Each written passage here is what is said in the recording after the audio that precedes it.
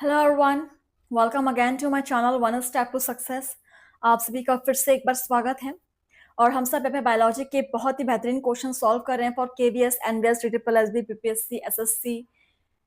ठीक है, तो चलिए स्टार्ट करते हैं सेशन को। तो क्लास को सब्सक्राइब कर लीजिएगा, चैनल को। और हमारा टॉपिक चल रहा है यहाँ पर जैव विकास। इसके कुछ क्वेश्चन हमने लास्ट क्लास में सॉल्व भी किया है। चलिए आज स्टार्ट करेंगे क्वेश्चन नंबर 13 से। कौन सा प्रमाण यह दर्शाता है कि मनुष्य अन्य होमिनॉइड कपियों की अपेक्षा चिंपैंजी के अधिक निकट संबंधी है? ऑप्शन है केवल लिंग गुणसूत्रों के डीएनए से प्रमाण, केवल गुणसूत्रों की अकारिकी की तुलना कर द्वारा, केवल जीवाश्म रिकॉर्ड तथा जीवाश्म माइटोकॉन्ड्रिया के डीएनए द्वारा, लिंग गुणसूत्रों, दैहिक गुणसूत्रों व माइटोकॉन्ड्रिया से निष्कर्षित डीएनए द्वारा।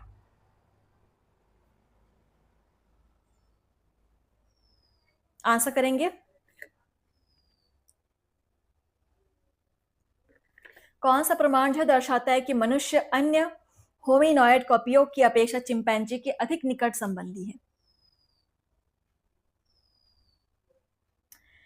लिंग गुणसूत्रों, दैहिक गुणसूत्रों व माइटोकॉन्ड्रिया से निष्कर्षित डीएनए के द्वारा। सो यह प्रमाण दर्शाता है। Option D is correct. ठीक है, नेक्स्ट है क्वेश्चन नंबर 14। देखिए, निम्नलिखित में से सही कथन चुनिए। ऑप्शन है डार्विनियन विभिन्नताएं छोटी और दिशाहीन होती हैं, योग्यता अनुकूलन क्षमता का अंतिम परिणाम होती है और प्रकृति द्वारा चयनित हो जाती है, केवल व्हेलों तथा ऊंटों को छोड़कर सभी स्तनियों में 7 ग्रीवा कशेरुक होते हैं, उत्परिवर्तन यादृच्छिक तथा दिशात्मक होते हैं। आंसर करेंगे। AIPMT 2007 का ये क्वेश्चन पूछा गया है, PYQ।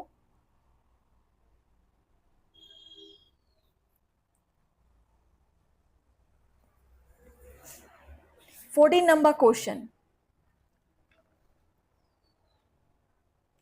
एक कथन यहां पर सही है, वो आपको सेलेक्ट करना है।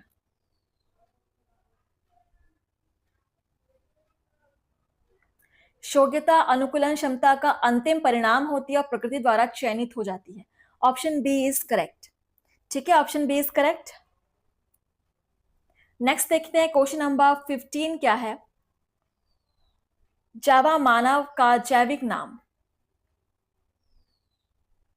होमो हैबिलिस, होमो इरेक्टस, होमो सेपियंस, ऑस्ट्रेलोपिथेकस।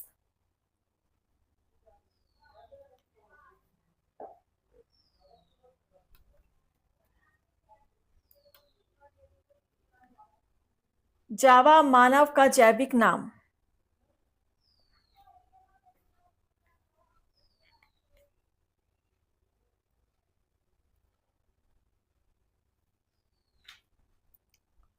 होमो इरेक्टस। जावा मानव का जैविक नाम Homo erectus. Option B is correct. Question number 16 देखिए, कौन सा पुरातन मानव आधुनिक मानव के समान था? ऑप्शन है अफ्रीकी मानव, क्रो मैग्नॉन मानव, जावा कपी मानव, पैकिंग मानव। कौन सा पुरातन मानव आधुनिक मानव के समान था? क्रो मैग्नॉन मानव। क्रो मैग्नॉन मानव ही था जो आधुनिक मानव के समान था। ठीक है, option B is correct. Next है क्वेश्चन नंबर 17। देखिए, अनुकूली विकिरण का क्या अर्थ है? ऑप्शन है भौगोलिक पृथक्करण के कारण होने वाले अनुकूलन, एक समान पूर्वज से विभिन्न जाति का विकास, किसी जाति के सदस्यों का विभिन्न भौगोलिक क्षेत्रों में प्रवास, किसी एक व्यष्टि की विभिन्न पर्यावरणों के लिए अनुकूलन क्षमता।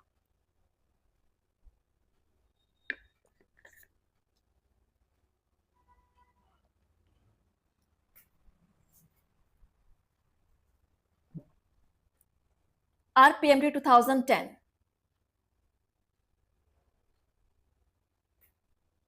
चलिए आंसर कीजिए।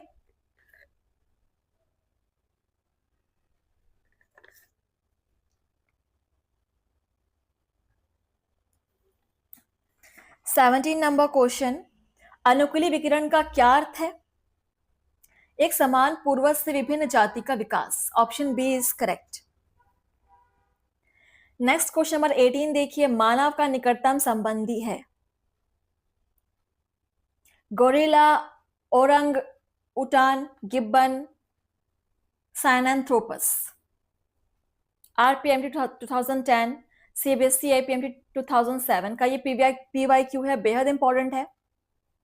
अगर एक से अधिक एग्जाम में पूछा जा रहा है तो बहुत ही इंपॉर्टेंट क्वेश्चन है। मानव का निकटतम संबंधी,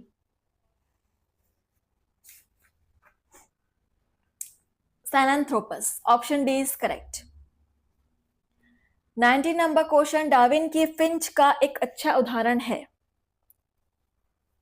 औद्योगिक अति मेलानिनता का, संयोजी कड़ी का, अनुकूली विकिरण का, अभिसारी जैव विकास का।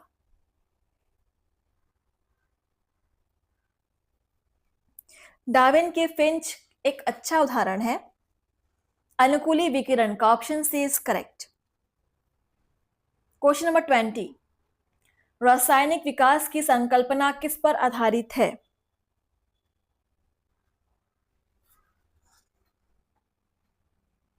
देखिए ऑप्शंस, रसायनों का क्रिस्टलीकरण, तीव्र गर्मी में जल, वायु तथा मृत्तिका की परस्पर क्रिया, रसायनों पर सौर विकिरण का प्रभाव, उपयुक्त पर्यावरण परिस्थितियों में रसायनों के संयोजन द्वारा जीवन का संभावित उद्भव। रासायनिक विकास की संकल्पना किस पर आधारित है?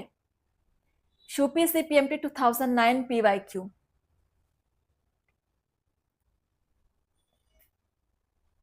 सो यहां पर आंसर हो जाएगा रसायनों पर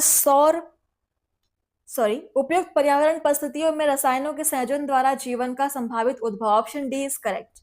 ठीक है, आप चाहे तो क्वेश्चंस को नोट कर सकते हैं।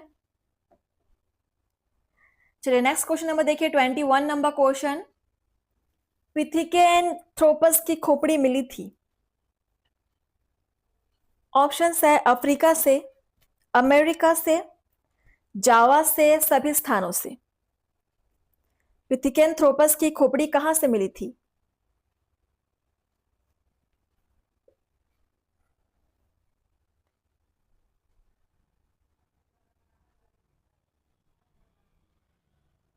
जावा से। ऑप्शन सी इज करेक्ट, जावा से मिली थी। क्वेश्चन नंबर 22 देखेंगे, जब कभी विभिन्न वंशवृत्तों की दो जाति अनुकूलनों के कारण एक दूसरे के समान दिखने लगती है, तब इस परिघटना को क्या कहा जाता है? ऑप्शन है अपसारी विकास, सूक्ष्म विकास, सह विकास, अभिसारी विकास। और ये भी आपका पीवाईक्यू 2007 का।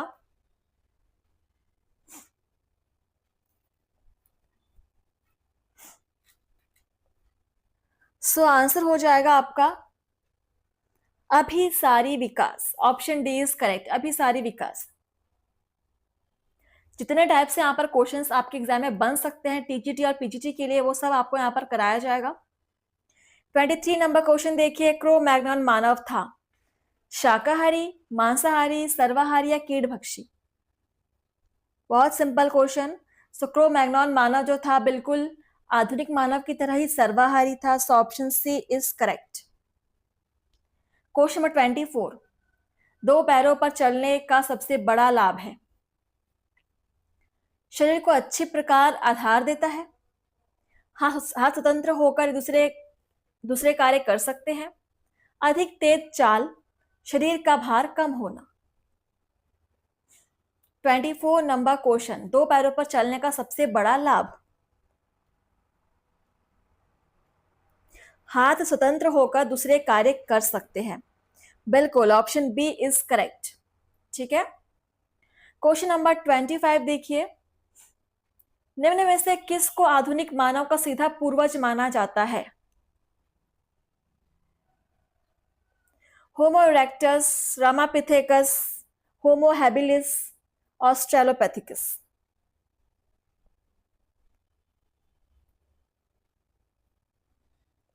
किसको आधुनिक मानव का सीधा पूर्वज माना जाता है?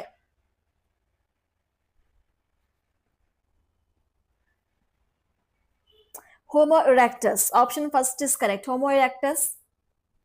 26 नंबर क्वेश्चन, निम्नलिखित में से कौन सा निष्कर्ष डार्विन से संबंधित नहीं है? ऑप्शन है योग्यतम की उत्तरजीविता, अस्तित्व के लिए संघर्ष, उपार्जित लक्षणों की वंशागति, प्राकृतिक चयन द्वारा जातियों की उत्पत्ति। कौन सा निष्कर्ष डार्विन से संबंधित नहीं है बोला गया है? और ये क्वेश्चन यूपीसी पीएमटी 2009, आरपीएमटी 2010 का पीवाईक्यू है, बहुत ही इंपॉर्टेंट है क्वेश्चन। आंसर हो जाएगा उपार्जित लक्षणों की वंशागति, ये यहां पर संबंधित नहीं है, option C is correct. Next है 27 नंबर क्वेश्चन, रासायनिक उद्विकास के फलस्वरूप जीवन की उत्पत्ति की सही प्रकार से व्याख्या की गई है अथवा जीवन की उत्पत्ति के संबंध में सर्वाधिक उपयुक्त जैव रासायनिकवाद प्रस्तुत किया गया था? स्टैनले मिलर द्वारा, डार्विन द्वारा, ए.आई. ओपेरिन द्वारा या फॉक्स द्वारा?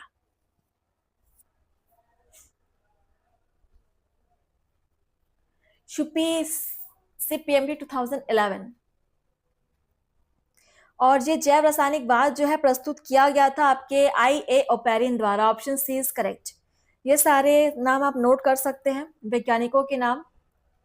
क्वेश्चन नंबर 28 देखिए, निम्नलिखित में कौन प्रिडिक्टेबल जनरलाइजेशन अथवा रिपीटेबल एक्सपेरिमेंटेशन पर आधारित नहीं है? परिकल्पना, वाद, सिद्धांत या नियम?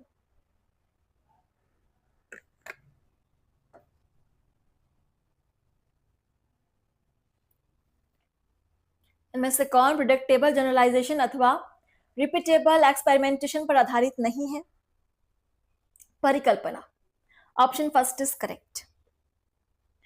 29 नंबर क्वेश्चन देखेंगे, कोइजरवेट निम्नलिखित वर्ग से संबंधित है? कोइजरवेट, ऑप्शन है साइनोबैक्टीरिया, प्रोटोजोअन, आणविक पुंज, लिपिड कला द्वारा घिरे हुए आणविक पुंज। कोइजरवेट, यूपीसी पीएमटी 2011 का पीवाईक्यू।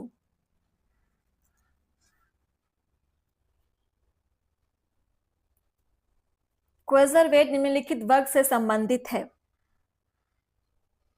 लिपिड कला द्वारा घिरे हुए आणविक पुंज, ऑप्शन डी इज करेक्ट। ठीक है, option D is right answer. Question number next है 30, जंतुओं के शरीर तल में लवणों की उपस्थिति से पता चलता है कि जीवन की शुरुआत हुई होगी। लवणों के घोल में, वर्षा के जल में, आदि सागर में, या इनमें से कोई नहीं? और ये बेहद इंपॉर्टेंट और सिंपल क्वेश्चन है, इसके आंसर सोचने की जरूरत नहीं है कि जीवन की शुरुआत हुई होगी। बिल्कुल आदि सागर में, ऑप्शन सी इज करेक्ट।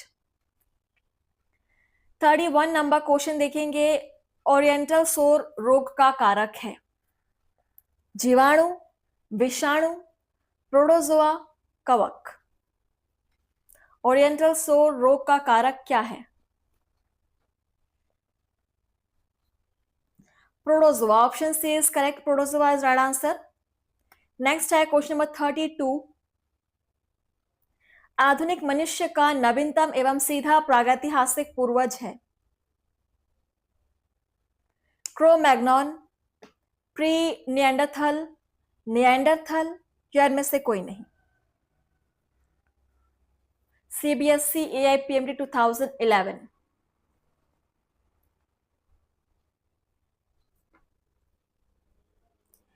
सो मनुष्य का नवीनतम एवं प्रागैतिहासिक पूर्वज है आपका Cro-Magnon, option first is correct.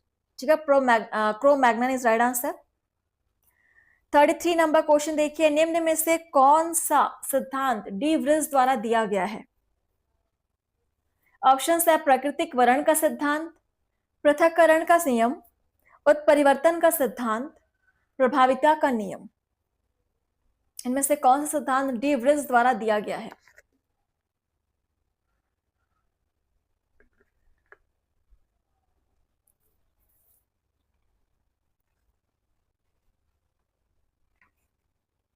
उत्परिवर्तन का सिद्धांत। ऑप्शन सी इज करेक्ट, उत्परिवर्तन का सिद्धांत। क्वेश्चन नंबर 34, उपार्जित लक्षणों की वंशानुगति का सिद्धांत दिया। लैमार्क ने, वीजमान ने, गॉल्टन ने या डी ब्रिज ने?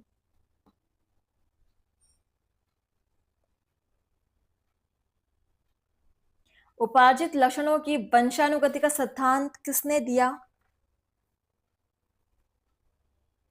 लैमार्क ने। Option first is correct, Lamarck ने दिया। Option first is right answer. Next है क्वेश्चन नंबर 35, निम्न में से कौन सा तथ्य कार्बनिक विकास का महत्वपूर्ण साक्ष्य है? ऑप्शंस देखिए, समजात एवं अवशेषी अंगों का पाया जाना, समरूप एवं अवशेषी अंगों का पाया जाना, समजात एवं समरूप अंगों का पाया जाना, केवल समरूप अंगों का पाया जाना।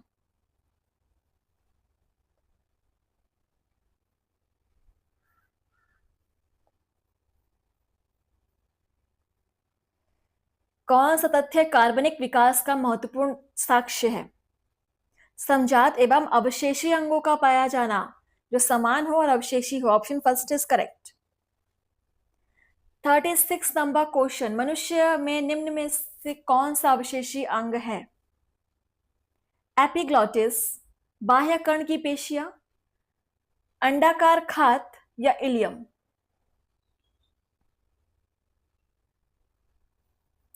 कौन सा अवशेषी अंग है? बिल्कुल, बाह्य कर्ण की पिन्नियां। ऑप्शन बी इज करेक्ट, बाह्य कर्ण की पेशियां। 37 नंबर क्वेश्चन देखेंगे। स्टैनले मिलर के प्रयोग में मीथेन, अमोनिया तथा हाइड्रोजन का अनुपात था 3:1:2, 2:1:2, 1:2:1, 5:4:1।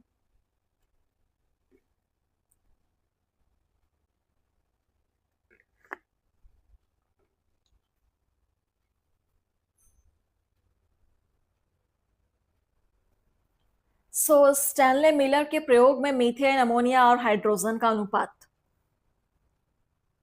2:1:2, 2:1:2। Option B is correct. Next है क्वेश्चन नंबर 38, अभिसारी विकास या कॉन्वर्जेंट एवोल्यूशन प्रदर्शित होता है समजात अंगों द्वारा, समवृत्तीय अंगों द्वारा, अवशेषी अंगों द्वारा या इन सभी के द्वारा?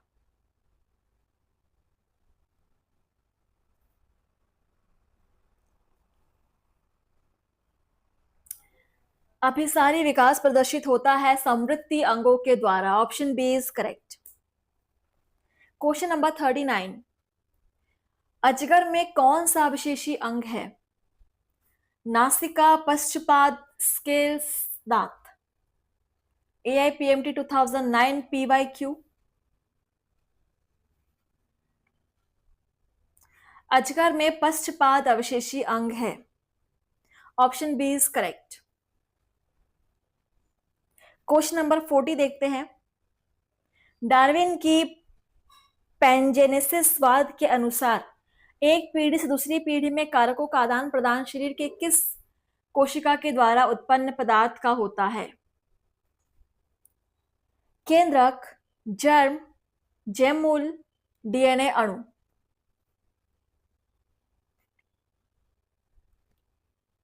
पैनजेनेसिसवाद, डार्विन की पैनजेनेसिसवाद।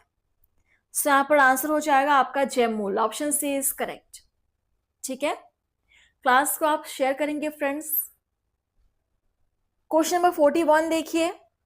डी व्रिज के मतानुसार उद्विकास होता है असतत, अचानक, सतत, ए व तथा बी दोनों?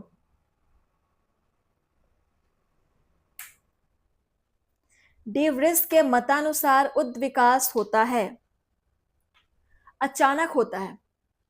ठीक है, 2011 PYQ। 42 नंबर क्वेश्चन, आधुनिक मानव की कपाल क्षमता या क्रैनियल कैपेसिटी है?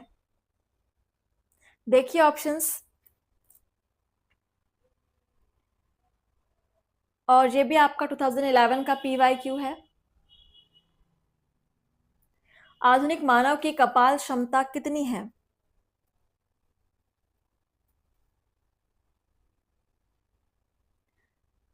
1200 to 1600 cc. Option D is correct.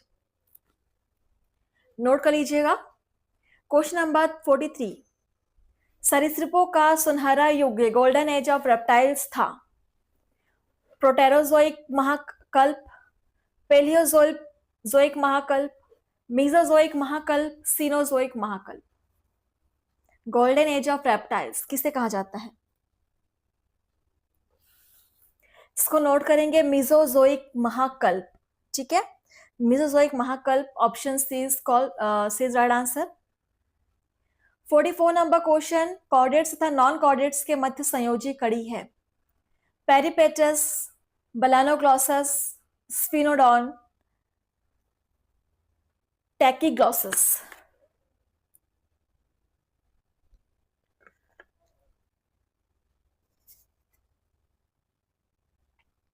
Chordates तथा नॉन कॉर्डेट्स के मध्य संयोजी कड़ी. Sphenodon. Option C is correct. Sphenodon is right answer. Again PYQ 2011. 45 number question. Galapagos द्वीप समूह के फिंच पक्षी किस एक के पक्ष में प्रमाण प्रस्तुत करते हैं? विशिष्ट सृजन, उत्परिवर्तनों के कारण हुआ विकास, प्रतिगामी विकास, जैव भौगोलिक विकास.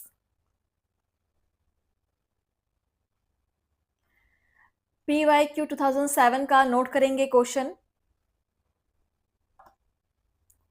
सो आंसर हो जाएगा जैव भौगोलिक विकास का उदाहरण प्रस्तुत करते हैं, प्रमाण प्रस्तुत करते हैं. Option D is correct. आगे बढ़ेंगे. क्वेश्चन नंबर देखेंगे यहाँ पे 46 क्या है. निम्नलिखित में से कौन सा एक कथन सही है? ऑप्शन है स्टेम कोशिकाएं विशेषित कोशिकाएं होती है. स्तरियों के भ्रूण जनन में गीलों के अस्तित्व का कोई प्रमाण नहीं है. सभी पादप एवं प्राणी कोशिकाएं पूर्ण शक्त होती हैं. व्यक्ति वृत्ति में जाति वृत्ति की पुनरावृत्ति होती है. पढ़िए और आंसर कीजिए कौन सा कथन सही है.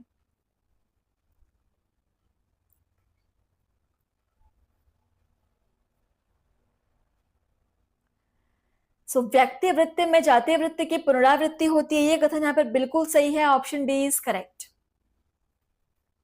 क्वेश्चन नंबर 47 देखिए. निम्न में से मानव के विकास के चरणों का सही अनुक्रम. बहुत ही इंपॉर्टेंट क्वेश्चन है. देखिए options. कैन्यापिथेकस, Australopithecus, Homo habilis, पिथेकोन्थ्रोपस, Homo sapiens. सारे ऑप्शंस को पढ़िए और आंसर कीजिए. कौन सा क्रम यहां पे बिल्कुल सही है?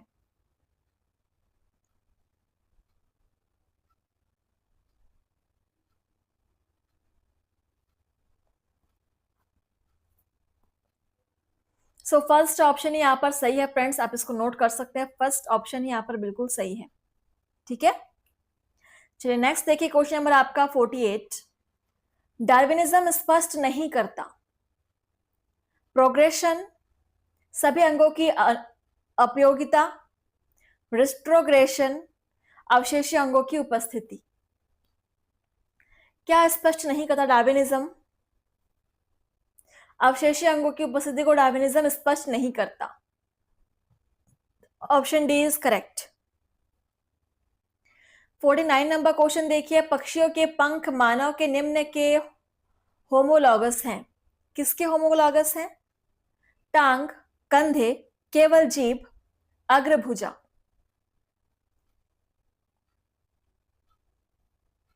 पक्षियों के पंख जो है वो होमोलॉगस है मानव के अग्रभुजा के. Option D is correct. ठीक है, एंड आज के सेशन का लास्ट क्वेश्चन देखिए. प्रोबायोटिक्स क्या होते हैं?